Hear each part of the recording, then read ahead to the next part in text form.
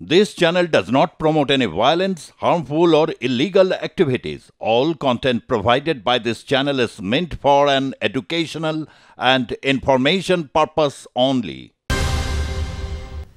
নমস্কার, আপনাদের সকলকে স্বাগত জানাচ্ছি। শুরু করছি আজকের পর্বের জনমত। আমি সুজিত চট্টোপাধ্যায় রয়েছি আপনাদের সঙ্গে। বাংলাদেশে এই মুহূর্তে যে পরিস্থিতি, সেই পরিস্থিতিকে যদি আমরা দেখি তাহলে বলতে হবে যে আওয়ামী লীগ তারা চেষ্টা করছে ফিরে আসার, একটা প্রত্যাবর্তনের চেষ্টা করছে। অন্তত একটা সামাজিকভাবে তাদের যে দূরত্ব তৈরি হয়েছিল, তাদের কর্মী ক্যাডার যারা ছিলেন তারা আত্মগোপনে রয়েছেন, বিভিন্ন জায়গায় ছড়িয়ে রয়েছেন, কেউ বিদেশে রয়েছেন, বড় বড় নেতা। কিন্তু বড় বড় নেতা ব্যতি রেখে তারা ভার্চুয়ালি যে সিদ্ধান্তগুলো দিয়েছেন সেটাকে সাধারণ স্তরের, বুথ স্তরের যারা কর্মী রয়েছেন তারা সেই কর্মসূচিকে এগিয়ে নিয়ে যাওয়ার চেষ্টা করছেন। বিভিন্ন জায়গায় কঠিন কাজ, নিঃসন্দেহে ভীষণ কঠিন কাজ। তার কারণ দেখা যাচ্ছে যে যখনই আওয়ামী লীগ থাকছে না ময়দানে, তখন পারস্পরিক বিবাদ এবং যে সংঘর্ষ পরিস্থিতি তৈরি হচ্ছে, সেটা আওয়ামী লীগ যখন আবার রাজনীতিতে ফিরে আসার চেষ্টা করছে, তখন আবার বাকিরা সবাই এক জায়গায় এসে যাচ্ছে। এই প্রতিকূল পরিস্থিতির মধ্যে থেকে আওয়ামী লীগকে করতে হবে, এটাই বাস্তব ছিল। এবং এই ধরনের পরিস্থিতি ঠিক অতীতে এইভাবে কখনো হয়নি। তার কারণ ছাত্র জনতার যে অভ্যুত্থান 5ই আগস্ট, এবং যে কারণে শেখ হাসিনাকে পদত্যাগ না করেই তিনি চলে গেলেন আর কি, তাহলে সেক্ষেত্রে বলা যায় যে এই চাপের কাছে তার জীবন বিপন্ন ছিল, তিনি চলে এলেন ভারতবর্ষে। এবং অন্যান্য অনেক নেতারা বিভিন্ন জায়গায় রয়েছেন, এবং আওয়ামী লীগ চেষ্টা করছে যে তাদের একটা সংগঠিত শক্তি আকারে তারা যাতে আসতে পারেন, এবং তাদের মধ্যে একটা আত্মবিশ্বাসও দেখা যাচ্ছে। বিভিন্ন রকম যে খবরাখবরগুলো পাচ্ছি বা বিভিন্ন ইউটিউব চ্যানেলগুলোতে যে সমস্ত সংবাদ আসছে, এবং সবচেয়ে বড় কথা আমাদের ক্ষেত্রে কলকাতা শহরে এখন এই মুহূর্তে বাংলাদেশ থেকে আগত চিকিৎসা প্রার্থীর সংখ্যা বলতে গেলে খুবই নগণ্য। তার কারণ তারা বিকল্প দেশের সন্ধানে রয়েছে। এই সমস্ত কিছু তো রয়েছেই, তবে আওয়ামী লীগ ঠিক কীভাবে তাদের কাজটা করছে এটা খুব ইন্টারেস্টিং বলার বিষয়। অন্যদিকে চিন্ময় কৃষ্ণ দাসের জামিন আজকেও খারিজ হয়ে গেছে, এবং ঢাকা আদালত থেকে জানতে চাওয়া হয়েছে হাইকোর্ট থেকে যে তাকে জামিন কেন দেওয়া হবে না। সরকার পক্ষ থেকে তার হলফনামা চাওয়া হয়েছে, এবং ঢাকা আদালত যে সেখানে হাইকোর্ট তারা আগামী সময় কি পদক্ষেপ নিচ্ছেন সেটা খুব গুরুত্বপূর্ণ। কিন্তু চিন্ময় কৃষ্ণ দাসের গ্রেপ্তারি হওয়ার পর দীর্ঘদিন অতিক্রান্ত, 2 মাস অতিক্রান্ত, কিন্তু চিন্ময় কৃষ্ণ দাসকে এখনো পর্যন্ত জামিন দেওয়া হয়নি। সংখ্যালঘু প্রশ্নটাকে ঘিরে ডক্টর মোহাম্মদ ইউনূসকে যে অনেকটা বিব্রত করবে সেটা বলার অপেক্ষা রাখে না, এবং তিনি এটা বিলক্ষণ জানেন আগামী দিনে এই প্রশ্নটা থেকেই যাবে, এবং এই প্রশ্নে তাকে মোকাবিলা করতে হবে। এবং যেটা দেখা যাচ্ছে যে ঢাকায় আবার হচ্ছে নতুন ধরনের ছাত্র বিক্ষোভ, সেই বিক্ষোভের যে চলছে নানা ইস্যু, নানা আছেলায়, এবং সমন্বয়ক থেকে শুরু করে যারা এই সরকারের যারা রয়েছেন তারা অনেকেই বলছেন যে কেন তারা বিব্রত করছেন ডক্টর ইউনূস সরকারকে।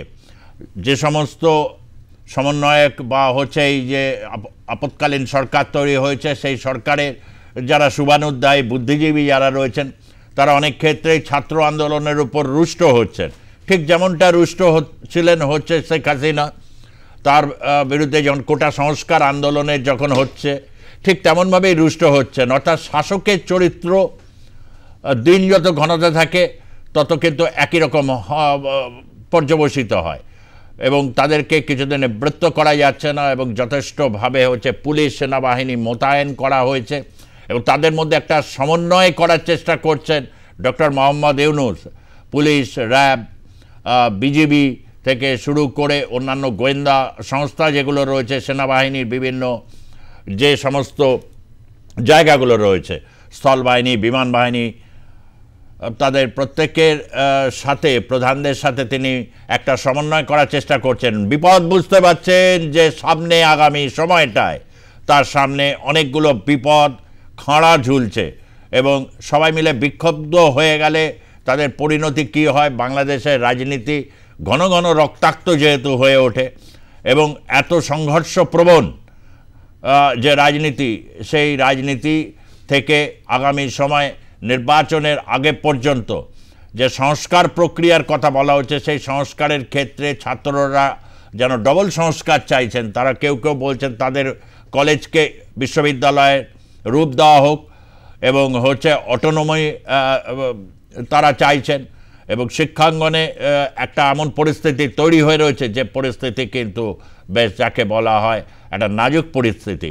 এই পরিস্থিতিতে বাংলাদেশে এই মুহূর্তে অবস্থা যা রয়েছে তাকে অবশ্যই এই মুহূর্তে একটা রাজনৈতিকভাবে দেখার প্রয়োজনীয়তা রয়েছে। আমরা সেই কাজটি আজকে আবারও করব এবং গোটা পর্ব, গোটা এই যে আয়োজন, সেইখানে স্টুডিওতে উপস্থিত রয়েছেন ডক্টর আশিস দাস, রবীন্দ্রভারতী বিশ্ববিদ্যালয়ের অধ্যাপক ডক্টর আশিস দাস, আপনাকে স্বাগত জানাচ্ছি। রয়েছেন রাজনৈতিক বিশ্লেষক রতন হাতি, আপনাকেও স্বাগত জানাচ্ছি রতনবাবু। এবং রয়েছেন দেবাশিস চৌধুরী, অধ্যাপক দেবাশিস চৌধুরী, রাজনৈতিক বিশ্লেষক হিসাবে তিনি থাকছেন। আমি একটু আশিসবাবু আপনার কাছ থেকে জানতে চাইব, এই মুহূর্তে দাঁড়িয়ে কি পদ্ধতি, লিফলেটিং করে করে একটা জনমত তৈরি করা, এই লিফলেটিংয়ের কায়দাগুলো খুব ইন্টারেস্টিং।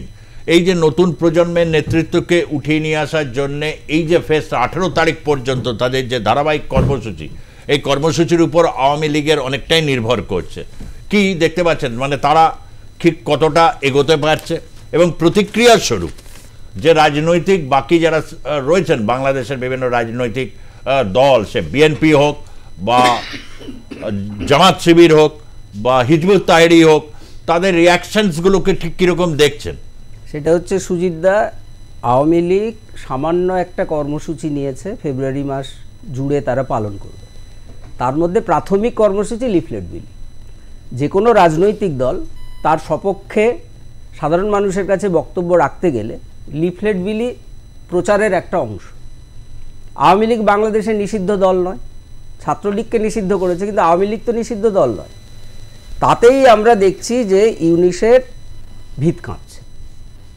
আজকেই আমরা জানি যে ইউনিস সমস্ত স্তরের পুলিশ, সৈন্য সবাইকে এক কাট্টা করে সতর্ক থাকতে বলেছে, এবং সেখানে বলা হয়েছে যে দরকার হলে যারা লিফলেট বিলি করবে তাদেরকে গ্রেপ্তার করতে হবে। তাহলে খুব সাধারণ কথায় এটাই আমি বলছি যে কর্মসূচিটা সামান্য। এতকাল ধরে, দীর্ঘ 6 মাস ধরে ইউনিস তত্ত্বাবধায়ক সরকারের নেতৃত্বে থেকে বাংলাদেশের মানুষকে যদি সুশাসন দিতে পারে, যদি বাংলাদেশের সমস্ত স্তরের মানুষ তার পেছনে থাকে, তাহলে একটা রাজনৈতিক দল যার নেত্রী এখন অন্য দেশে অবস্থান করছেন এত ভয় পাচ্ছে কেন? এই ভয় পাওয়াটা প্রমাণ করে যে ইউনিস এই 6 মাসে বাংলাদেশের জন্য, বাংলাদেশের মানুষের জন্য কিচ্ছু করেনি। নোবেলের শান্তি পুরস্কার পেয়েছেন, এটা ঠিক, তার স্বীকৃতি আছে, এটাও ঠিক, কিন্তু বাংলাদেশের মানুষের ভেতরের চাহিদা, বাংলাদেশের মানুষ কিভাবে বাংলাদেশকে দেখতে চায়, তার যে চিন্তা চেতনা, তার যে মনন, সেগুলো উপলব্ধি করার মতন ক্ষমতা মোহাম্মদ ইউনিসের আগেও ছিল না, এখনও নেই। এই 6 মাসে তাহলে ইউনিস করেছেটা কি?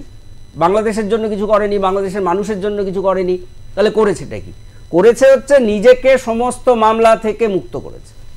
নিজের যা আর্থিক দায়ভার ছিল, চাচা আপন প্রাণ বাঁচা।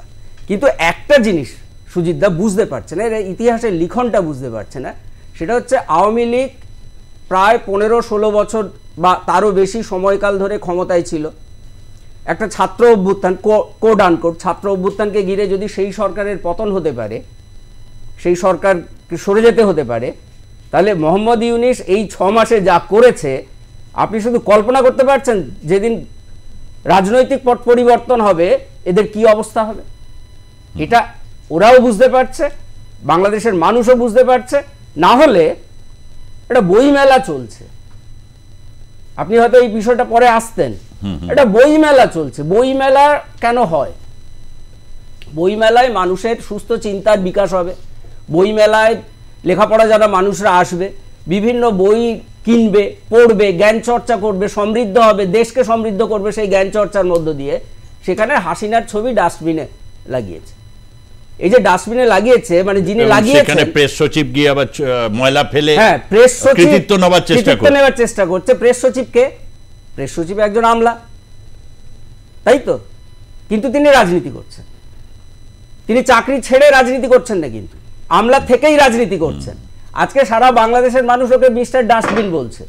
আমি বলছি হাসিনার ছবি ডাস্টবিনে লাগিয়ে বাংলাদেশের মানুষের চিন্তা চেতনার যে স্তর যেটা আছে, সেটা পৃথিবীর সামনে কি এইভাবে হাজির করা হলো যে চেতনার স্তরটা এত নিম্নে নেমে গেছে? এক্স্যাক্টলি, মানে এই যে একদম পরিষ্কার আর কি, একজন আমলা, যে আমলাদের নিয়ে প্রায়শই বিভিন্ন মন্তব্য অনেক সমন্বয়করা করছেন, তাদের সমস্ত পরিকল্পনা, তাদের সমস্ত অ্যাসপিরেশনস, তাদের সমস্ত বৈপ্লবিক কর্মকাণ্ড, তথাকথিত কোট আনকোট, সেগুলোকে কেচিয়ে দিয়েছে এই আমলারা। যুগে যুগে পৃথিবীতে এই যে আমলা চক্র যেটা থাকে, তারা একটা নির্দিষ্ট একটা অভিমুখ ধরে চলেন, সেই অভিমুখে কখনো ব্যত্যয় হয় না। এবং সেই অভিমুখে চলতে গিয়ে শফিকুল বাবু যা করলেন, তিনি আদপে যে ঘৃণার রাজনীতিটা জন্ম দিলেন, ঘৃণা, স্রেফ ঘৃণা, শেখ হাসিনাকে ঘৃণা করতে শেখুন। এগুলো ব্যাকফায়ার যখন করবে, তখন কিন্তু একটা বড় রকম পরিস্থিতি। ব্যাকফায়ার কি হবে? এই যে ডাস্টবিনের মধ্যে শেখ হাসিনার ছবি, তার আগে আমরা দেখলাম যে মূর্তি ভাঙা, তারপর হচ্ছে বই থেকে, ইতিহাস বই থেকে যত রকম 21-এর মুক্তিযুদ্ধেরকে অস্বীকার করা, পারলে একেবারে ডাউনসাইজ করে দেওয়া, পারলে একেবারে পাকিস্তানকে, কিন্তু সেটা তো হওয়া সম্ভব নয়। উল্টে এখন অনেকে সাফাই গাইছেন, জোর গলার শিরা ফুলিয়ে বলছেন মুক্তিযুদ্ধ এবং এই জুলাই অভ্যুত্থান, এই দুই সমর্থক, একে অপরের পরিপূরক বা এক্সটেনশন, এই সমস্ত কথা এগুলো শুনতে পাচ্ছি।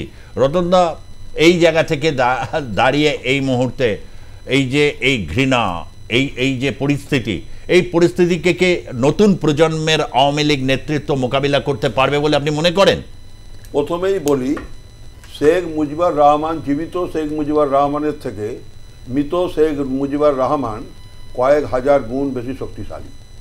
প্রথম কথা হচ্ছে, বাংলাদেশের মানুষের অন্তরের গভীরে শেখ মুজিবুর রহমান ঢুকে গেছে, তাকে বার করার ক্ষমতা এদের নেই। আর প্রথম কথা হচ্ছে, মানুষ শান্তিপ্রিয়, মানুষ গণতান্ত্রিক। ওই কয়েকজন লোক, সামান্য 12% ওই সন্ত্রাসবাদী মানে সাপোর্টার বাংলাদেশে আছে, তাদের এইসব উগ্র ইসলাম আইএসআইয়ের মদতপুষ্ট এবং এই স্বাধীন গণতান্ত্রিক সমাজতান্ত্রিক ধর্মনিরপেক্ষ বাংলাদেশকে সরিয়ে একটা উগ্র মৌলবাদী দেশে রূপান্তরিত করা, হিন্দুকে বিতাড়ন করে হিন্দু মুক্ত বাংলাদেশ, এটা কোনো মতেই করা সম্ভব নয়। প্রথম কথা হচ্ছে, আওয়ামী লীগ নতুন মোড়কে আবার আসছে। প্রথম কথা, বাংলাদেশে একটাই রাজনৈতিক দল যাদের বুথে, সমস্ত বুথে কর্মী আছে। বুথ ওয়ার্কাররা খুব অনেস্ট হয়, তারাই নেতা তৈরি করে বুথ ওয়ার্কার। এই বুথ ওয়ার্কাররাই মেন। বাংলাদেশের প্রত্যেকটা বুথে আওয়ামী লীগের কর্মী আছে, এটাই আওয়ামী লীগের একটা বিরাট অ্যাডভান্টেজ।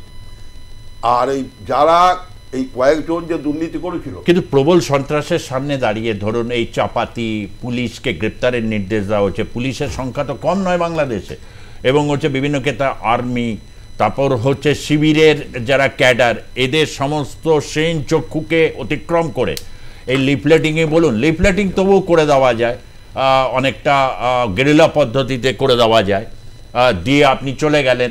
কিন্তু যখন আপনি সমাবেশ করবেন বা কেন্দ্রীয় সমাবেশের আহ্বান করবেন, তখন মোকাবিলাটা করার মতো জায়গায় কি করতে পারবে না, সহিংসতার পথ নিতে পারে সেক্ষেত্রে আওয়ামী লীগ। এখনো বলি, বাংলাদেশের প্রশাসনিক স্তরে এখনো আওয়ামী লীগেরই কন্ট্রোল আছে, তদারকি সরকারের কন্ট্রোল নেই।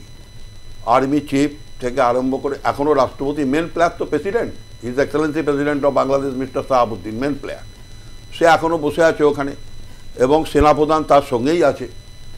এবার জয়েন্ট ভেঞ্চার কোলাবোরেশন প্রজেক্ট, আগেও বলেছি আমি, আবার বলছি।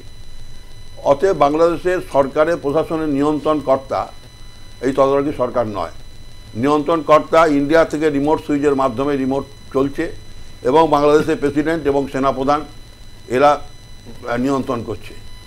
আর আমি একটাই কথা বলবো যে আওয়ামী লীগ যাদের নতুন মোড়কে যাদেরকে সামনে আনছে তারা জনমানসে তাদের ভাবমূর্তি অনেক ভালো, যেমন লতিফ সিদ্দিকী, আজাদ সিদ্দিকী, তারপরে আমাদের বাঘা সিদ্দিকী, এছাড়া সাবের হোসেন চৌধুরী থেকে আরম্ভ করে আব্দুল হামিদ খান, সেলিমা হায়াত, এবং এই যে লোকগুলো জাহাঙ্গীর কবির, তারপর তো জয় আছে এবং সাজ্জাদ হোসেন তো রয়েছে।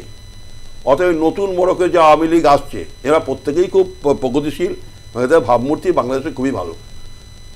এখনও কাদের সিদ্দিকী যে বক্তব্য রাখছে মনে হচ্ছে যেন একটা 20 বছরের যুবক বক্তব্য রাখছে, যে স্পিডে সে মিটিং করছে, যেভাবে সে মুভ করছে, এবং তার সঙ্গে লতিফ সিদ্দিকী থেকে আরম্ভ করে এরা যেভাবে মুভ করছে, এবং আগামী দিন আওয়ামী লীগ আবার ঘুরে দাঁড়াবেই, এর মধ্যে কোনো ভুল নেই। আমি একটু দেবাশিস চৌধুরী, এই উপমহাদেশের রাজনীতিতে অনেকে বলছেন 18% 20%-এর দল জামাত ইসলামী, অত সিট নেই, কিন্তু কোথাও বহু মানুষের যে কণ্ঠস্বর শুনতে পাচ্ছি, আমাদের যে সমস্ত রিপোর্টারদের যেটুকুনি রিপোর্টার দেখতে পাচ্ছি, বক্তব্য শুনতে পাচ্ছি, তাতে অনেকে প্রাক্তন অনেক আওয়ামী লীগ যারা রয়েছেন তারা আওয়ামী লীগ বা বিএনপিকে দেখে অনেকে কিন্তু জামাত দ্বারা আকৃষ্ট হচ্ছেন। একটা জামাতের দিকে একটা সুইং, আমাদের দেশেও এটা ঠিক এরকম হয়েছিল 2010-11 সাল থেকে একটা হালকা একটা স্রোত বয়ে যেত, এবং ইনসিডেন্টে সেই সময়টায় আপনার সাথে আমি অনেক প্রোগ্রাম করেছি যে ভারতবর্ষে একটা হিন্দুত্বের রাজনীতির যে একটা উত্থান হতে পারে 2010-11 সালে দাঁড়িয়ে অনেকে কল্পনাও করতে পারেননি, কিন্তু ওই সময়টা আপনার সাথে আমি বহু প্রোগ্রাম, তারপরেও বিভিন্নভাবে 2014 একটা ম্যাসিভ ইনফ্লাক্স অফ মানে হিন্দু রাজনীতি আমরা দেখতে পেলাম, এবং এই উপমহাদেশের প্যাটার্ন চেঞ্জ করে দিল। বাংলাদেশে ওই রকমই একটা জায়গাতে, কেননা হচ্ছে হিজবুত তাহরির বা সমন্বয়ক, তাদের সম্পর্কে যাই বলা হোক, তারা লোভী ভোগী বা বিভিন্ন ছাত্র নেতারা এই হয়ে গেছে, কিন্তু তাদের যে বক্তব্যগুলো আসছে, যে বক্তব্যগুলো থেকে একটা জিনিস কোথাও পরিষ্কার, যে এক হাতে তারা যেমন আওয়ামী লীগকে তারা আটকাবার জন্য রয়েছে, এবং হচ্ছে মুক্তিযুদ্ধের সাথে একটা ইসলামিক বাংলাদেশ, সেটাকে একটা ন্যারেটিভ গড়ে তোলার চেষ্টা করছে, সে সাজ্জিদ আলমই হোক বা হচ্ছে হাসনাত আবদুল্লাহই হোক, তারা একটা কিন্তু বারবার করছে। হাসনাত আবদুল্লাহর বক্তব্যগুলো থেকে মাঝে মধ্যেই আমলাতন্ত্রের দিকে সেই যেমন হচ্ছে নিশানা করছে।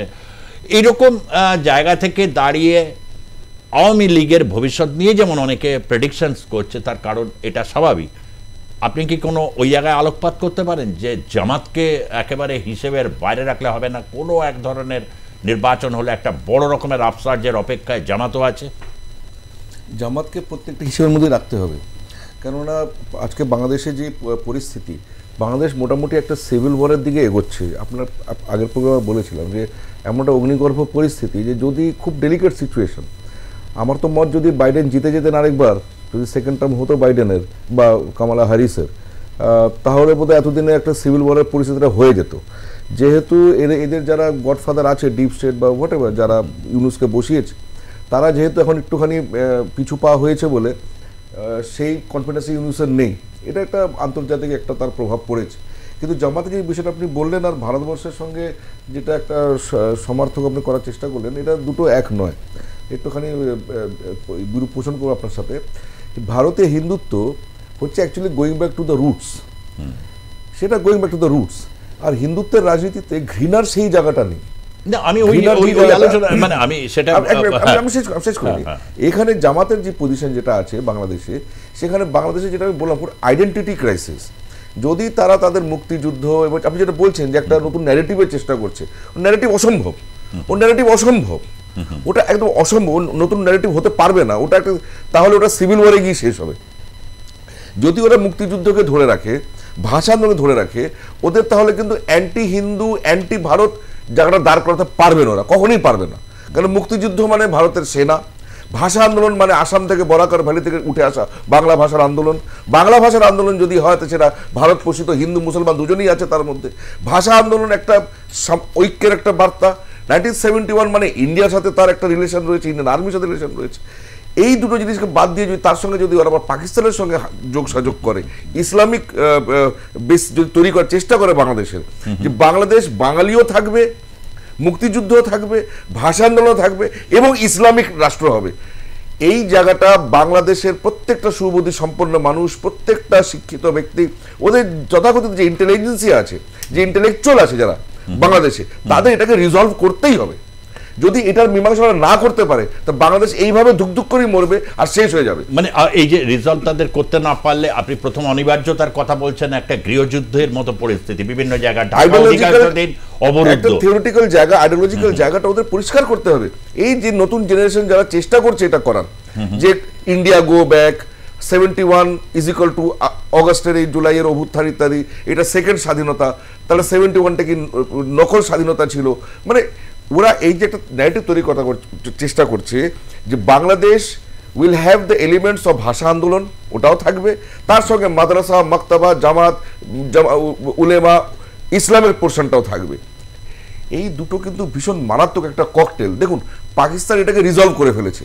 পাকিস্তান একদম চেষ্টা করে তার ইন্ডিয়ান যে রুটস ছিল, পাকিস্তান তো ভারত থেকে জন্মেছে, ইন্ডিয়ান রুটসকে ওরা একদম পুরো প্রত্যাখ্যান করেছে, ছেড়ে দিয়েছে, ওরা পুরো অ্যারাবাইজড হয়েছে, আরবের দিকে তাকিয়েছে, ওরা ওদের মাতৃভাষা পাঞ্জাবি, সেটাকে বাদ দিয়ে ওরা উর্দু, অ্যারাবিক, একটা উর্দু নতুন ল্যাঙ্গুয়েজ, সেই উর্দু ইন্ডিয়াতেও বলা হয় না। পাকিস্তানিরা যেই ধরনের উর্দুটা বলে পাঞ্জাবি অ্যাকসেন্টে, লখনৌ বা হায়দ্রাবাদের যেখান থেকে উর্দু জন্মেছে, লখনৌতে জন্ম নিয়েছে উর্দু, দিল্লিতে জন্ম নিয়েছে, হায়দ্রাবাদে জন্ম নিয়েছে উর্দু, দক্ষিণী উর্দু, সেখানকার লোকেরা হাসে পাকিস্তানের উর্দু শুনে, কিন্তু নিজেরা নতুন ল্যাঙ্গুয়েজ বানিয়েছে ওরা কিন্তু কিচ্ছু রাখেনি ইন্ডিয়ার কোনো। বাংলাদেশ তাহলে সব ছেড়ে দিক, ওদের যদি চিন্ময় প্রভৃতি জেরিয়ে রাখতে হয় তাহলে বাংলা ভাষা ছেড়ে দিক, 71 করে বাদ দিয়ে দিক, ওরা ইতিহাসকে পুরো 71 মুছে দিক, যদি মুজিবুরকে মুছতে হয় তাহলে 71কে মুছে দিক, তারপরে কি দেশ তৈরি করবে তৈরি করুক, কোনো অসুবিধা নেই, আমাদের কোনো অসুবিধা নেই, ও স্বাধীন দেশ ওরা যা ইচ্ছা করুক। কিন্তু অ্যান্টি হিন্দু সেন্টিমেন্ট থাকবে, অ্যান্টি ইন্ডিয়া সেন্টিমেন্ট থাকবে, বাংলা ভাষাটাকে ওরা ধরে রাখবে, তারপরে ওরা ইসলামিক কান্ট্রি তৈরি করবে, ইসলামের উপরে বেস করে করবে, এটা হতে যাবে না, এটা হবে না, তীব্র দ্বন্দ্ব হবে, বড় গৃহযুদ্ধের দিকে। আর আরেকটা কথা বলি আপনাকে, পশ্চিমবঙ্গের রাজনীতি আমরা দেখেছি, ভারতবর্ষে দেখি, আপনি ঠিকই বলেছেন, ভারতবর্ষে আমরা স্লোগান শুনেছি কংগ্রেস মুক্ত ভারত, তাই বলে কি সোনিয়া গান্ধী, রাহুল গান্ধী, গান্ধী পরিবারকে কি ব্যক্তি আক্রমণ করেছে কেউ?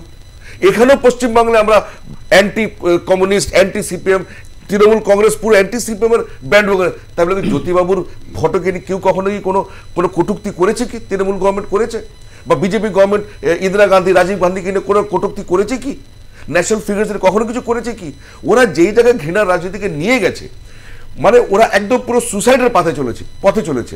আর আরেকটা কথা আপনাকে বলি আমি, দেখুন যেটা আপনার কথা থেকে বেরিয়েছে কথাটা, যদি বিরোধী আমার রাজনীতিতে, রাজনৈতিক বিরোধী যদি বাইরে না থাকে, ও ঘরে তৈরি হবে।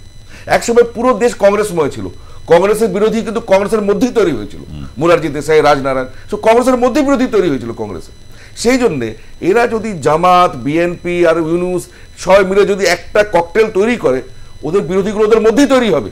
যদি আওয়ামী লীগ থাকে বাইরে, then they have a opposition to fight, এটা ওদের জন্য শ্রেয়স্কর।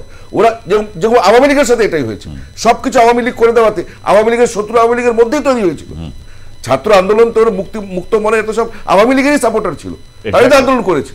এবং অনেক মুজিবপন্থী মানে তারা যেভাবে আর কি বন্দনা গাইতেন আর কি, সে সার্জিস আলম হোক বা অন্যরা হোক, মানে সেখানে, এবং তাদের ভেতরে যেটা, কিন্তু সমস্ত কিছুকে ছাপিয়ে গেল শফিকুলের বাবুর এই ধরনের একটা ঘৃণার রাজনীতি। এমনিতেই পরিস্থিতি, মানে এই পরিস্থিতি যখন থাকে, যেটা দ্বন্দ্ব সমাজে, যখন দ্বন্দ্ব খুব বেড়ে যায়, একটা দেশ উন্নত হয় তার নিজের আভ্যন্তরীণ দ্বন্দ্বকে সে কতটা প্রশমিত করতে পারছে, এবং বহির দেশে যে দ্বন্দ্বগুলোকে সে কিভাবে কাজে লাগাতে পারছে।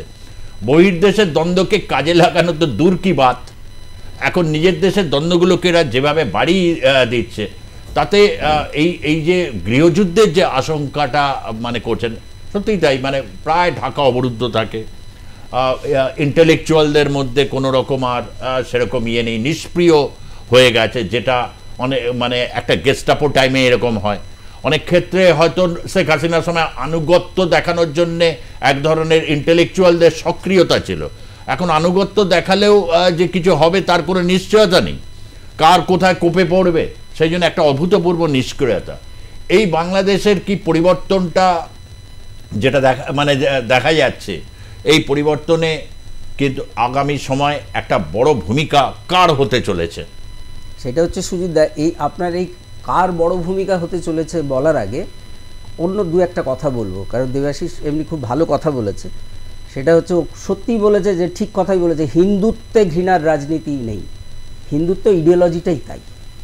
কিন্তু আমার ভারতবর্ষে যারা হিন্দুত্বের রাজনীতি করে তাদের মধ্যে ঘৃণা আছে। আজকে বাংলাদেশে ঠিক একই একটা অংশ, আপনি যে প্রশ্নটা দেবাশিসকে করছিলেন, বাংলাদেশে কিন্তু এই রকম একটা অংশ উঠে আসার চেষ্টা করছে, এবং এদেরকে ঘৃণার রাজনীতিটাকে বাঁচিয়ে রাখতে হবে। কেন বাঁচিয়ে রাখতে হবে? কারণ এদের মধ্যে আদর্শিক রাজনীতি নেই। যেখানে আদর্শ থাকে না তাদেরকে ঘৃণার রাজনীতি এগুলোকে দিয়েই তাদেরকে টিকে থাকার জন্য অবলম্বন আশ্রয় করতে হয়। এটা হলো 1 নম্বর। 2 নম্বর হচ্ছে, এই বাংলাদেশের সংবিধান পাল্টানোর চেষ্টা আগে হয়নি, 80-র দশকে হয়নি, স্বৈর শাসনের আমলে হয়নি, কিন্তু সংবিধান পাল্টানোর চেষ্টা করা হলেও, পাল্টালেও বাংলাদেশের যে চরিত্র সেটা কিন্তু অটুট ছিল। এই 5ই আগস্টের অভ্যুত্থানের আগে অটুট ছিল, এইটা মাথায় রাখতে হবে। কিন্তু 71 থেকে মাঝখানে পাল্টানোর চেষ্টা করেও একটা অটুট থাকা, একটা দেশের মানুষের ঐক্যবদ্ধ থাকা, এটা কিন্তু একটা ইঙ্গিতবাহী ব্যাপার। মানে মুজিবকে মুছে দেব, মুজিবকে মুছে দেব, এই চিৎকার করাটা অপ্রাসঙ্গিক। আচ্ছা, আপনি আমাকে একটা কথা বলুন, এত মুজিব ঘৃণা কেন?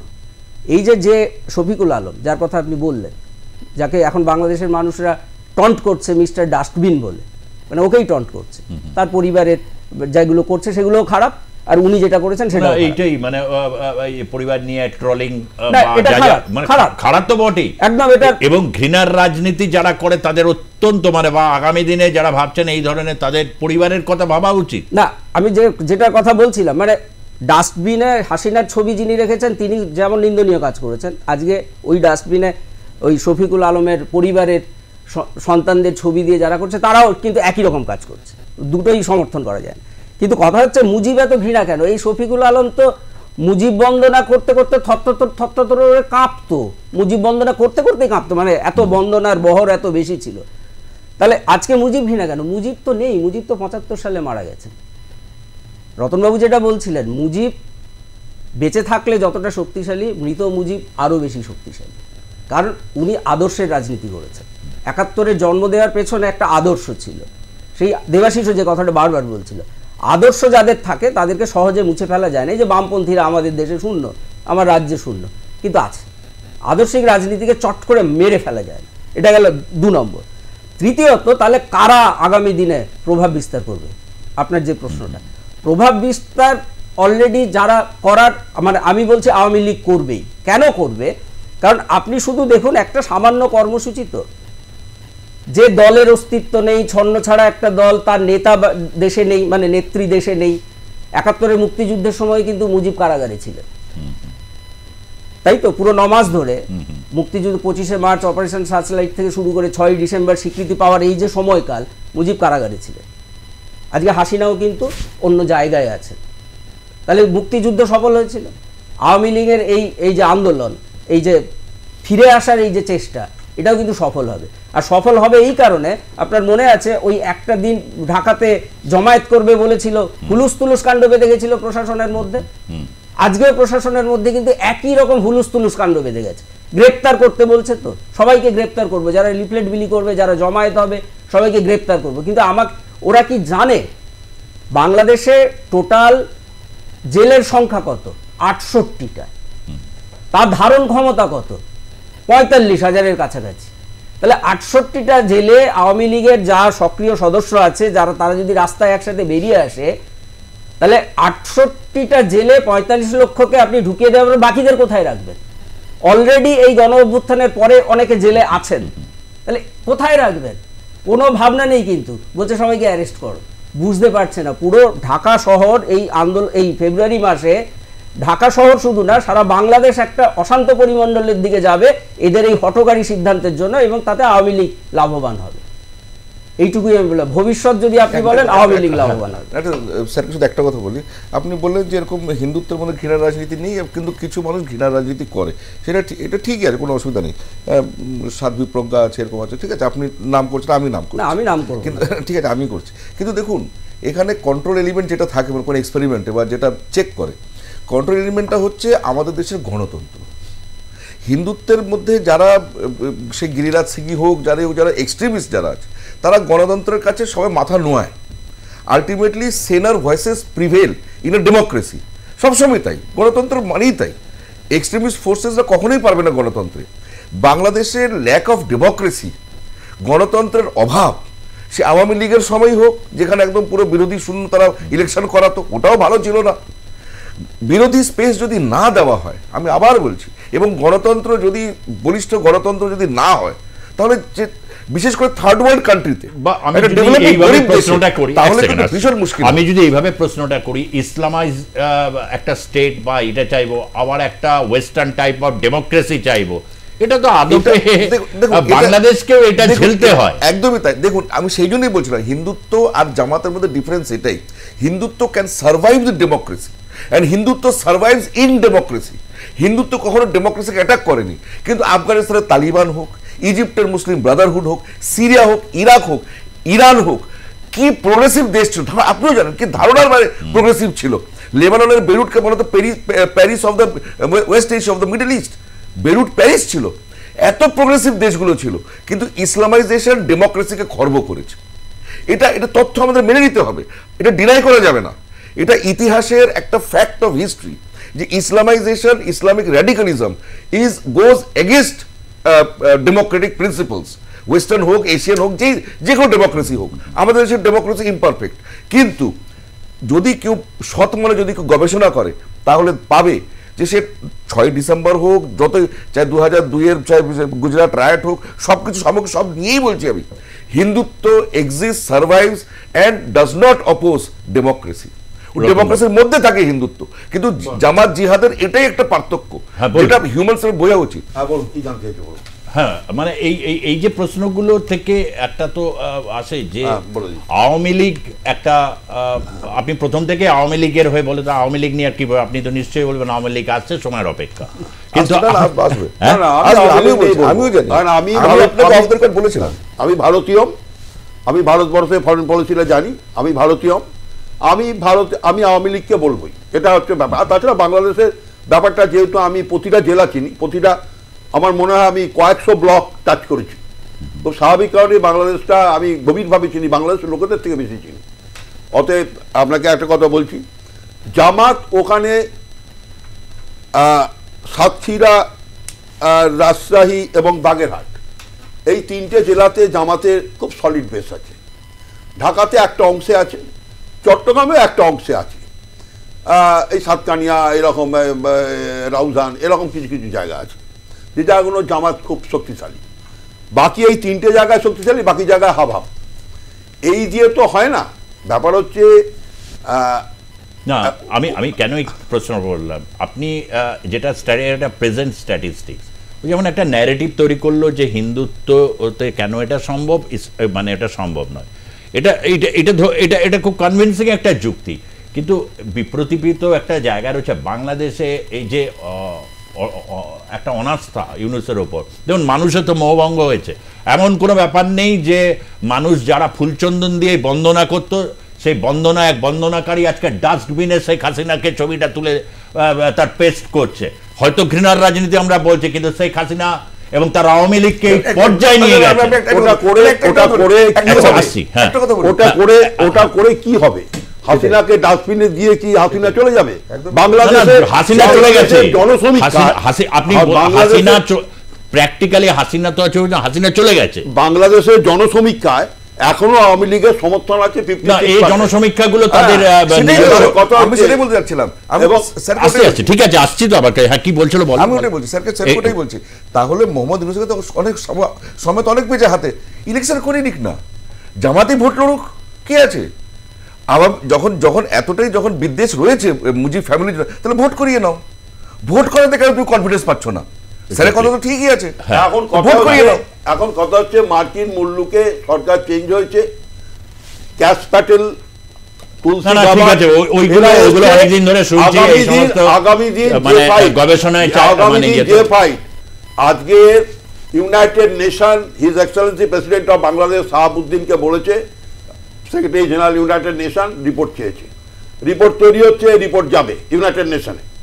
হ্যাঁ, অলরেডি একটা প্রতিনিধি দল বাংলাদেশ ঘুরে গেছে, ইউএন ডেলিগেশন, আবার নেক্সট ডেলিগেশন আসবে, এটা একটা হচ্ছে। এই যে রিপোর্টগুলো বলছেন, ধরুন মানবাধিকার লঙ্ঘনের ঘটনা যেমন ঘটেছে, ঠিক তেমনি ভাবে তো অপোজিট জায়গা থেকে তো আওয়ামী লীগের তাদের এই বক্তব্যগুলো থাকবে যে অনেকে বলছেন যে এই গোলাগুলি ছড়া হয়েছিল, এই যে ছাত্ররা যারা আজকে এসে ডক্টর ইউনূসের বাড়িতে বিক্ষোভ দেখাচ্ছেন, তাদের ট্রিটমেন্ট ঠিক মতো হয়নি, তাদের ঠিক মতো পুনর্বাসন হয়নি।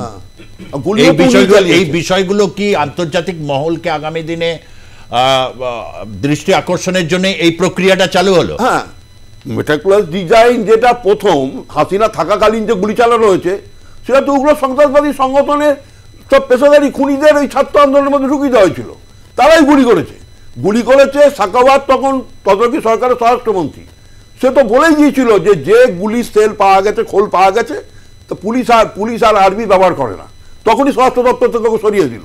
এটা থেকে তো প্রমাণ যে পেশাদারি খুনি ছাত্রদের মধ্যে ঢুকিয়ে দিয়েছে। মেন ব্যাপারটা ছিল তো হাসিনাকে মারা, হাসিনা রেনাকে মেরে দেওয়া, সেটা তো মারতে পারেনি, ওই জায়গাটা ইউনূস হেরে গেছে। তাকে ভারতীয় এয়ারফোর্স এবং ভারতীয় আর্মি এবং তাদের এলিট গ্রুপ, প্রাইম মিনিস্টারের সিকিউরিটি গ্রুপ এবং বাংলাদেশ এয়ারফোর্স, তারা একদম রাফাল গার্ড দিয়ে তাকে ইন্ডিয়ায় ঢুকিয়ে দিয়েছে, মারতে পারেনি। এই জায়গাটা ওর বিরাট ডিফিট হয়ে গেছে, প্রথমেই ও পরাজিত। ও মারতে, মেন প্ল্যানটা ছিল হাসিনাকে মারা, হাসিনাকে মারতে পারেনি। আর তারপরে ডিজাইন 2, তারপরে হাসিনা চলে আসার পর 400 থানা জ্বালানো হয়েছে, 4200 পুলিশ মারা হয়েছে, 50,000 আওয়ামী লীগ কর্মী গুম, যাদের এখনো খুঁজে পাওয়া যাচ্ছে না। সরকারি সব মানে সম্পত্তি, এলিভেটেড এক্সপ্রেসওয়ে থেকে শুরু করে, মেট্রো থেকে শুরু করে, পদ্মা ব্রিজ থেকে শুরু করে, ইপিজেড থেকে শুরু করে, স্পেশাল ইকোনমিক জোন থেকে শুরু করে, অ্যাপারেল পার্ক থেকে শুরু করে সব ভেঙে দেওয়া হয়েছে। শেখ মুজিবুর রহমানের স্ট্যাচুর ওপর প্রস্তাব করে তাকে ভেঙে দেওয়া হয়েছে স্ট্যাচু। এগুলো কি করেছে? মেন ব্যাপারটা হচ্ছে, আমি খুব পরিষ্কারভাবে বলছি, শুধু সময়ের অপেক্ষা। হাসিনার দেশে যাওয়াটা, দেশে যাবে, ভারতবর্ষে বিশ্রাম করছে, সে এখনো still prime minister of Bangladesh, সে ইন্ডিয়াতে বিশ্রাম করছে, সে প্রেসিডেন্টের কাছে পদত্যাগপত্র দেয়নি, আর্মি চিফের কাছেও দেয়নি, সে officially prime minister of India. United Nation এটা মেনে নিয়েছে, যার পরিপ্রেক্ষিতে তারা ডেলিগেশন পাঠাচ্ছে এবং প্রেসিডেন্টের কাছ থেকে রিপোর্ট চেয়েছে। রিপোর্ট পাওয়ার পরই মার্কিন প্রশাসনে cash Patel, Ramaswamy, south east Asia chief এবং তুলসী গাবাট, এরা সব একদম অল আউট অ্যাটাকে যাবে এবং অল আউট অ্যাটাকে যাবে ইন্ডিয়া থেকে ভারতীয় রাফালে। ঠিক আছে, এতদূর অবধি কি যাবে? মানে বাংলাদেশ এই হাই প্রবাবিলিটি আছে, খুব হাই প্রবাবিলিটি কিন্তু যাবেই, আমি খুব হাই প্রবাবিলিটি। কারণ মোহাম্মদ ইউনূস তা না হলে এতদিন ইলেকশন করাতেন, ও ভোটাভুটি করাতো, যখন করাতে পারেনি, যেরকম মারতে পারেনি, ঠিক ব্যাপার বলে দিই। সবচেয়ে বড় ব্যাপার অস্ত্র কারবারি ডেমোক্র্যাটদের আমলে, উনি ডিফেন্স ডিলে এবং satellite ডিলেতে, defence delay 1000 lakh crore টাকা কামিয়েছে, রেগুনো ট্রাম্প জানতে পেরেছে, তার তদন্ত শুরু হবে এবং ও জেলে যাবে, ওর সঙ্গে ইউনূসও জেলে যাবে, ওর ফান্ডিং পার্টনার, এবং যার জন্য জর্জ সোরসের ছেলে ইন্ডিয়া চলে এসছে, তার সঙ্গে আবেদিন এসছে। বেশ, আমি একটু জেল খাটবে। আশিস বাবু, আপনার কাছে এই যে জায়গাটা, ঠিক কথা, সিচুয়েশনসটা ওইদিকে যাচ্ছে, কিন্তু বাংলাদেশের মানুষ যারা, মানে সেই ভোটারই বলুন বা যারা সেদিন জনতা রাস্তায় নেমেছিল, উপেক্ষা করেছিল, ওই অনেকের এই যে যারা আজকে ট্রিটমেন্ট পেল না, অনেকে হয়তো তারা নেমেছিল যে কোনো ক্ষেত্রে অভ্যুত্থান বা যেগুলো ক্ষেত্রে একটা পুঞ্জীভূত ক্ষোভ অটোমেটিক্যালি যখন আছড়ে পড়ে, তারপর যখন একটা স্থিতিশীল অবস্থা তৈরি হয়, তখন তৈরি হয় হচ্ছে রিকালেকশনস অফ মেমোরি হতে থাকে। তাদের তো ওইটাই, কি পেলাম, তারা তাদের অধিকার তারা চাইছে, তাদের এখন সুস্থভাবে জীবনযাপন করা একটা কঠিন হয়ে দাঁড়িয়েছে, এই সবই সত্য। কিন্তু বাংলাদেশের মানুষ যাদের এটা রয়েছে, এই যে জিনিসের দাম এত কিছু হচ্ছে, এত নৈরাজ্য, নাকি এরকম গৃহযুদ্ধের একটা পরিস্থিতিও রয়েছে, তথাপি কিন্তু এখনো ধৈর্যশীল। আপনি বিভিন্ন পকেটস, আমি খুব হলপ করে বলছি, ঢাকার বিভিন্ন পকেটস বা কিছু কিছু জায়গা ছাড়া মানুষ কিন্তু তাদের ক্ষোভ বিক্ষোভ থাকলেও তারাও কিন্তু এই অপেক্ষায় রয়েছে। না, এই যে বাংলাদেশের মানুষজন এখন একটা ধৈর্যশীলতা দেখাচ্ছে, এই ধৈর্যশীলতা দেখানোর তো একটা কারণ আছে। কারণ আপনাকে বলি যে ওদের মূল যে এজেন্ডা ছিল এগুলো বারবার চর্চা করে তো লাভ নেই। বলেছিল কোটা সংস্কার বিরোধী আন্দোলন। না আমি ওইটা, আমি একটা কেন ধৈর্যশীলতা দেখানোর এটা বলছি। কিন্তু তারপরে যখন হাসিনা সরকারের পতন চাইলো, পতনও হলো। কোটা সংস্কার আন্দোলনের সারবত্তা যে ছিল না সে তো বোঝাই গেল, কারণ সুপ্রিম কোর্টের ভার্ডিক্ট ছিল। হ্যাঁ, কিন্তু আমি যেটা বলছি সুজিত দা, এটার এই ধৈর্যশীলতাটা আসছে কেন, সেটা হচ্ছে এরা খুব অল্প কয়েক মাসের পর এরা বুঝেছে আমরা প্রতারিত হয়েছি। কেন প্রতারিত হয়েছে? পরের দিকে এই যে মুজিবকে মুছে ফেলা, মুজিবের সমস্ত স্মৃতিকে চুরমার করে দেওয়া, ৭১কে মুছে ফেলার চেষ্টা, ৭১-এর নথিগুলোকে ধ্বংস করার চেষ্টা অলরেডি সরকারের তরফে শুরু হয়েছে, যাতে আগামী দিনে গবেষণা করতে অসুবিধা হয় লোকেদের। ৭১ নিয়ে প্রচুর গবেষণা হয়ে গেছে, মুছে ফেলে কিছু করতে পারবে না। কিন্তু এইটা যখন দেখছে যে ৭১কে মুছতে চাইছে, মানুষ না বিহ্বল হয়ে গেছে, যে ভাবছে যে আমরা তো এইগুলো চাইনি। এইটা ওদেরকে একটু কিছুদিন একটা স্থবিরের জায়গায় নিয়ে গেছিল, মানে চিন্তা শূন্যতা তৈরি হয়েছিল। এইটা কিন্তু বেশি দিন টিকবে না। কেন টিকবে না আপনাকে আমি বলছি, দুটো কারণ বলছি। এই যে আওয়ামী লীগের এই যে কর্মসূচি, এই কর্মসূচিতে আপনি দেখবেন গোপালগঞ্জের টুঙ্গিতে পুলিশের ভ্যান আটকে রেখে মানুষজন গ্রেপ্তার করে নিয়ে যাচ্ছে আওয়ামী লীগের নেতাকে, তাকে ছাড়িয়ে নিচ্ছে পুলিশের কাছ থেকে। পাবনাতে একই ঘটনা শুরু হয়েছে। মানে এগুলো কিন্তু এক একটা কর্নারে ধীরে ধীরে আপনি যেটা বলছেন না, স্থিতিশীল হয়ে আছে, মানে সেরকম প্রতিরোধ করছে না, এটা কিন্তু পার্শিয়ালি ঠিক, কিন্তু আবার ঠিক নয়। কারণ প্রান্তে প্রান্তে এই প্রতিরোধটা শুরু হয়েছে। কিন্তু আজকে আপনি বলুন, সব তো মুছে ফেলতে চাইছে, আমার কোনো আপত্তি নেই, সব যদি মুছে ফেলতে যদি পারে, দিয়ে যদি টিকে থাকতে পারে, সে সরকার তার মধ্যে টিকে। কিন্তু কথা হচ্ছে ছেলেমেয়েরা মেট্রো রেলে বসে আজকে যে উচ্ছ্বাসের ছবি দেয়, সে মেট্রো রেল কার তৈরি? সরকারের টাকা, জনগণের টাকা, সব মানছি, কিন্তু বাংলাদেশকে একটা উদীয়মান বাংলাদেশে নিয়ে গেছিল কে? 83 লক্ষ কোটি টাকার বিল। এইটা আপনাকে ভাবতে হবে। এই উদীয়মান বাংলাদেশ, যেখানে আমাদের ভারতবর্ষের অনেক অর্থনীতির অনেক ক্ষেত্র থেকে বাংলাদেশ কিন্তু ছোট ছোট পকেট ক্ষেত্রতে এগিয়ে গেছিল, এটা কিন্তু হাসিনা ভালো করে বন্ধ করে এই যে অর্থনীতির বিকাশ, বাংলাদেশকে নিয়ে যাওয়া, এইটা কিন্তু হাসিনাই করেছিল। এই দূরদৃষ্টিটা হাসিনার ছিল। তাহলে এই যে উন্নয়নগুলো আজকে কিন্তু স্থিমিত হয়ে গেছে। এই যে পররাষ্ট্রনীতি হ্যানা ত্যানের রতনবাবু বলছেন, আমি মানি বৈদেশিক শক্তির একটা ভূমিকা দেয়, কিন্তু মূল লড়াইটা আপনাকে দেশের মানুষের লড়াইয়ের মনন যতক্ষণ না তৈরি হবে, বিদেশি শক্তি হস্তক্ষেপ করেও কিছু করতে পারবে না। কারণ ৭১-এর মুক্তিযুদ্ধে সময়ও আমরা দেখেছি যে দেশের মানুষ একটা ছিল বলে বৈদেশিক শক্তি, আমেরিকা বা এই ধরনের পরাশক্তি তার নিজের স্বার্থকে অক্ষুণ্ণ এবং সুরক্ষিত রেখে এবং দরকার পড়লে প্রসারিত করে, তাহলেই তারা তখন যাবে নিজেদের তৈরি হতে হবে। একদম। আমি দেবাশিস বাবু, এইটা একটা খুব বড় সময়, যে সময়ে দাঁড়িয়ে বাংলাদেশের মানুষের একটা যেমন অনন্ত ধৈর্য, তারা এই জুলাই আগস্টের পর থেকে যে স্বপ্ন তারা দেখেছিলেন, একটা বড় রকমের একটা প্রতিক্রিয়া গোটা বিশ্বব্যাপী একটা তৈরি হয়েছিল। শেখ হাসিনার যে স্বৈরতান্ত্রিক আচরণ এবং যেটা নিয়ে বিরোধীরা বারবার করে এটা করেছেন, এবং ভারত সম্পৃক্ততা, ভারতও বারবার করে এই বাজেটেও যেমন ভারত তাকে একটা দিয়েছে, সেটা বিরাট কিছু অঙ্কের না হলেও রয়েছে, বা এই প্রতিবেশীগুলোর সাথে, দেশগুলোর সাথে ভারতের সম্পর্ককে সে তার মজবুত করতে চায়। কিন্তু বাংলাদেশে কন্টিনিউয়াসলি এই জায়গা থেকে কিন্তু তারা পেছোয়নি এখনো পর্যন্ত, যে ভারতের সাথে কিন্তু একটা তারা সম্মানজনক একটা কিন্তু জায়গা থেকে, মানে যে বিগ ব্রাদার অ্যাটিটিউড, এই শব্দগুলো এখন খুব কমন, মানে ওখানকার সাধারণ এত মানে এগুলো চর্চা হয়েছে, এই বিগ ব্রাদার অ্যাটিটিউড থেকে ভারতকে তারা মেনে নিতে তাদের অনেকেরই জনগণের একটা অসুবিধা হচ্ছে। শুধুমাত্র ৭১-এর মুক্তিযুদ্ধের প্রশ্নে একত্রিত হচ্ছে মানুষ, কিন্তু শেখ হাসিনা প্রশ্নে কিন্তু বাকি বিরোধীদের আবার ঐক্যবদ্ধ করে দিচ্ছে। এটাও বাস্তব পরিস্থিতি নয় কি? দেখুন, এখানে একটা জিনিস কাজ করেছে, খুব ইম্পর্টেন্ট কাজ করেছে। দেখুন, ভারতবর্ষের জন্য যে মানসিকতা যেটা আছে ভারতবর্ষের পররাষ্ট্রনীতি, এই যে পিরিয়ডটা, এই যে প্রায় 6-8 মাস যেটা যে কাটলো, আজকে আমাদের সত্যি বলতে হবে যে ইন্ডিয়া হ্যাজ শোন আ ভেরি ম্যাচিওর পজিশন। খুব ম্যাচিওরলি কাজ করেছে ইন্ডিয়া। কারণ ভারতের মধ্যে একটা স্বর উঠেছিল যে বাংলাদেশকে মিটিয়ে দাও, গুড়িয়ে দাও, হিন্দুদের মেরে ফেললো, এটসেট্রা এটসেট্রা। ইন্ডিয়াতে অনেক এক্সট্রিমিস্ট ভয়েস উঠেছিল, ইন্ডিয়ার অনেক ক্ষতিও হয়েছে, ইন্ডিয়ার অনেক ক্ষতি হয়েছে, আমাদের শিল্পপতিতে অনেক টাকা ওখানে ফেসে গেছে, আমাদের অনেক ক্ষতি হয়েছে।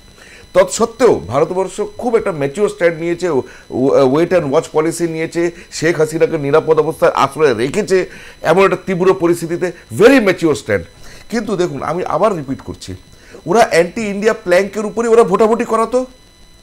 ইউনিসের যদি কনফিডেন্স থাকতো তাহলে ও এই প্ল্যাঙ্কের উপরে ভোট করাতো। সেই জন্যে শেখ হাসিনা যে দোষে দুষ্ট, মানে সে ভোট করায়নি, একতরফা ছিল, ল্যাক অফ ডেমোক্রেসি। আজকে ইউনুসও শেখ হাসিনা যেটা 10-12 বছরে যেটা করেছে, ও 8 মাসে তার চেয়ে বেশি স্বৈরাচারী বা স্বৈরতন্ত্র করেছে। ফলে ওই জিনিসটা এখন ওকেও ফেস করতে হচ্ছে। কেননা একটা জিনিস মনে রাখতে হবে, আমরা পাকিস্তান, ইন্ডিয়া, বাংলা তিনটেকে নিয়ে আলোচনা করি, ঠিক আছে, তিনটে দেশ তিনটে আলাদা আলাদা রাস্তা ধরে নিয়েছে, কোনো অসুবিধা নেই। কিন্তু একটা জিনিস আমি বলি, একটা জিনিস ইউনাইটও করে আমাদের, লাভ অফ ডেমোক্রেসি। আপনি দেখবেন পাকিস্তানে বারবার মিলিটারি শাসন হয়েছে, কিন্তু ডেমোক্রেসিতে ফিরেছে। বাংলাদেশের মানুষও ওরা ডেমোক্রেসি চাইছে, ওরা ভোটাভুটি চাইছে, যেটা স্যার বলছেন, আমরা ওটাই হচ্ছে আসল জিনিস। মানুষ কিন্তু ডেমোক্রেসি চায়, গরিব মানুষ নিজের ভোটের অধিকার চায়। ও চায় যে আমার একটা ওখানে বক্তব্য আছে, সরকারের মধ্যে আমার একটা অংশ আছে। এটা প্রত্যেকটা মানুষ চায়, ভারতের প্রত্যেকটা মানুষ সেটাই চায়। আমরা তিনটে দেশ তিন দিকে গেছি, কিন্তু আমাদের কিন্তু চালিকা শক্তি কিন্তু ডেমোক্রেসি এখনো। ইউনুস ওই জায়গায় ব্যর্থ হয়েছে। প্রথমে তো যেটা উনি বললেন, ঠিক আছে, ওটা কূটনীতির, ওনার কাছে ইনফরমেশনের জন্য বলেছেন, ঠিক, আমিও বিশ্বাস করি, মারতেই চেয়েছিল, মারতে পারেনি, ওখানে তো ব্যর্থ হয়েছে। ও ইলেকশন করাতে পারছে না, এতদিন হয়ে গেল ইলেকশন করাতে পারছে না, এটা মানে সেই জন্য আরো ওটা বিষয়টা জটিল হবে ওখানে। কেননা আন্তর্জাতিক চাপ একদম এই সাবকন্টিনেন্টের মানুষ কিন্তু ইলেকশন চায়। আপনি দেখবেন এলটিটি নিয়ে এত প্রবলেম হয়েছে শ্রীলঙ্কাতে, আলটিমেটলি ডেমোক্রেসিতে ফিরেছে। নেপালে ওদের রাজপরিবার মরে গেল, মানে কি না গেছে নেপালের উপর দিয়ে, they have return to democracy. এই this subcontinent lives on democracy, it lives by democracy. এই সাবকন্টিনেন্টটা একটা সময় যেমন ইন্দিরা গান্ধীর নেতৃত্বে কমপ্লিট রাশিয়ান ব্লক তৈরি হয়েছিল, শেখ মুজিবুর রহমান, ভুট্টো, শ্রীমহা বন্দর নায়ক, গায়ুম থেকে নজিবুল্লাহ থেকে শুরু করে ইন্ডিয়া সমস্ত, আস্তে আস্তে আস্তে আস্তে আস্তে আস্তে রাশিয়ান ব্লকটা ধ্বংস হয়ে যায়। 3টে প্রাইম মিনিস্টার এবং প্রেসিডেন্ট মেরে দেওয়া হয়, আস্তে আস্তে ব্লক চলে গেল। এখন চায়না অর্থনৈতিক সাম্রাজ্যবাদী দেশ, তারা রাজনৈতিক সাম্রাজ্যবাদী দেশ নয়। আমেরিকা কিন্তু রাজনৈতিক সাম্রাজ্যবাদী দেশ। অর্থনৈতিক সাম্রাজ্যবাদ, লার্জার ইকোনমি, বিশ্বের 1 নম্বর হওয়ার জন্য এই সাবকন্টিনেন্টে লক্ষ লক্ষ কোটি টাকা চায়না বিওটি এবং সব লোন দিয়েছে, প্রচুর টাকা করে সেই দেশকে দেউলিয়া করে নিজের তাবে নিয়ে আসা। এই যে তাবে এনেছে লক্ষ লক্ষ কোটি টাকা, এবার এই টাকা রিটার্ন হবে না, কারণ আমেরিকায় সরকার বদল হয়েছে, Bharat joint venture collaboration project. এবার ব্রিক্সে রাশিয়াকে ধরেছে, ধরে বলছে ভারতের সঙ্গে আমার সম্পর্ক ভালো করে দাও, লাইন অফ কন্ট্রোল থেকে সেনা তুলে নেবো, কারণ অর্থনৈতিক চাপ এই সাবকন্টিনেন্টে, এই সাবকন্টিনেন্টে, এই সাবকন্টিনেন্টে। আজকে নিঃসন্দেহে এই আলোচনায় আমাদের নিশ্চয়ই আপনারা আরো ভালোভাবে যারা আপনারা দেখেন নিশ্চয়ই বুঝতে পারেন যে বিশ্লেষক এবং অধ্যাপক যারা রয়েছেন, কেন এই বাস্তব পরিস্থিতিটা যে জায়গায় যে ছবি আমরা দেখাচ্ছি এবং যেগুলো আসছে সেগুলো বাংলাদেশে বিভিন্ন ইউটিউব বা বিভিন্ন জায়গায় যেরকম আমরা পাচ্ছি, বিভিন্ন ছবি আমাদের যারা রয়েছেন বিভিন্ন ক্ষেত্রে সংবাদদাতা তারা পাঠাচ্ছেন। এইভাবে আমরা এটাকে বিশ্লেষণের আকারে নিয়ে গিয়ে একটা জিনিসই কিন্তু এক্ষেত্রে আসছে যে খুব শীঘ্র বাংলাদেশ যদি এই পরিস্থিতি থেকে দ্রুত নির্বাচন করে, একটা পথ তার রয়েছে, দ্রুত নির্বাচন করে জনগণের যে অ্যাসপিরেশন, তারা যদি শেখ হাসিনা বিরোধী হয়ে থাকে, তাকে ভোট দিতে হবে নিরপেক্ষ, অবাধ এবং দরকার পড়লে আন্তর্জাতিক পরিসরের বিভিন্ন দেশের সাংবাদিকদের সামনে সে ভোট হোক, প্রপার ভোট হোক। যদি শেখ হাসিনা সেখানে সে পড়া যায়, তাকে মানতে হবে। নচেত এই যে দ্বন্দ্বের মধ্যে থেকে এবং যে পরিস্থিতি তৈরি হয়েছে, এবং শুধু চিন্ময় কৃষ্ণ দাসকে দীর্ঘদিন রেখে সামান্য তাকে পর্যন্ত ভয় পাচ্ছে শেখ হাসিনা, দেশে তাকে ফিরিয়ে আনতে হবে এই শর্তে। এই ধরনের প্রচুর যারা বড় বড় ডায়লগ যারা দিয়েছিল তাদেরও এখানে গলার স্বর ক্রমশ স্তিমিত হয়ে আসছে।